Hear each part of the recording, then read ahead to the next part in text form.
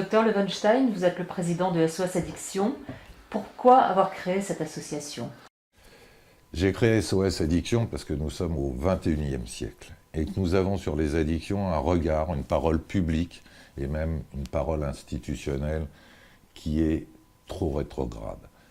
Nous avons 130 000 morts par an dues à l'alcool et au tabac, 40 fois la mortalité routière. Nous avons 11,5 millions de Français qui mangent des tranquillisants, des somnifères comme s'il s'agissait de tic-tac. Nous avons une jeunesse qui consomme de plus en plus tôt du cannabis, mais aussi de l'alcool, mais aussi de l'ecstasy ou des nouvelles drogues de synthèse.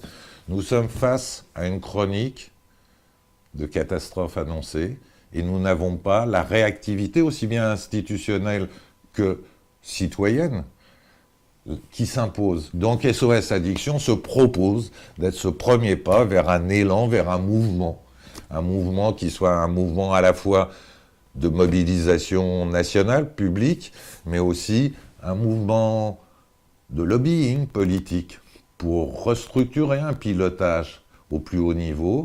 Vous avez fait appel à de nombreux experts de tous horizons. Pourquoi? Les addictions concernent de plus en plus de sujets. Des nouvelles drogues de synthèse à la cigarette électronique, en passant aux addictions alimentaires. Nous avons fait appel à 40 experts qui connaissent bien chaque sujet pour pouvoir répondre précisément, pas simplement médicalement avec des généralités ou scientifiquement, mais aussi avec des faits précis. Cela peut intéresser chacun, comme cela peut intéresser aussi les journalistes, de savoir finalement quel est le spécialiste des médicaments de substitution opiacés ou de l'addiction sexuelle ou éventuellement de la problématique du cannabis chez les plus jeunes.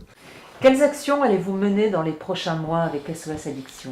Alors un certain nombre d'actions sont sur les rails, si j'ose dire, et seront de ce fait forcément en ligne bientôt.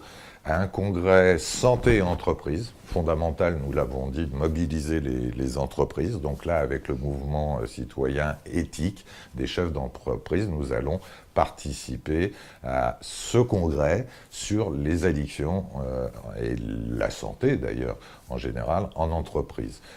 Deuxième projet, un film de prévention avec les étudiants de Luc Besson.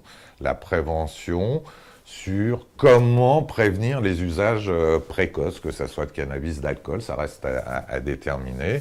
Troisième projet, dans peu de temps également, une conférence avec l'université Carmonde pour les addictions chez les plus vulnérables d'un point de vue social, d'un point de vue précarité. Et puis d'autres projets, qu'ils soient politiques ou, on va dire, artistiques, culturels, pour le deuxième semestre 2014. Mais en tout cas, beaucoup d'activités prévues et j'espère encore une fois beaucoup de participation et de suivi.